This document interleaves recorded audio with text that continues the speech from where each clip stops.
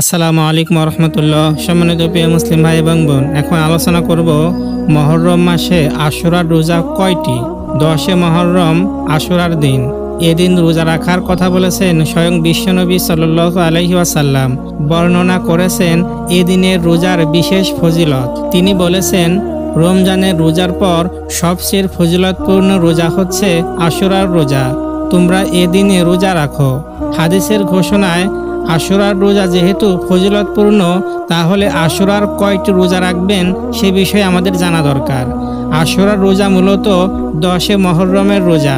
তবে প্রিয় নবী সাল্লাল্লাহু আলাইহি ওয়াসাল্লাম হাদিসে আশুরার রোজার সঙ্গে একটি রোজা বাড়িয়ে রাখার প্রতিও গুরুত্বারোপ করেছেন। হাদিসের বর্ণনায় বিষয়টিও সুস্পষ্ট হয়ে যায়। রাসূলুল্লাহ সাল্লাল্লাহু আলাইহি ওয়াসাল্লাম বলেছেন, তোমরা আশুরার দিনে রোজা রাখো আর তাতে ইহুদিদের বিরোধিতা করো।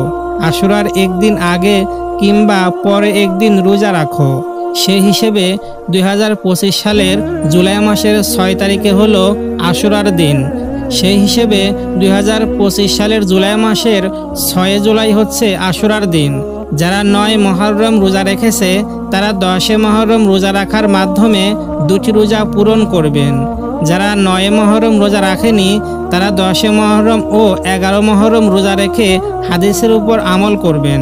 আল্লাহ তাআলা মুসলিম উম্মাহকে 10 মহররম আশুরার রোজা রাখার তৌফিক দান করুন, আমিন। প্রিয় বন্ধুগণ, আমাদের ভিডিও ভালো লাগলে অবশ্যই লাইক, কমেন্ট, শেয়ার করবেন।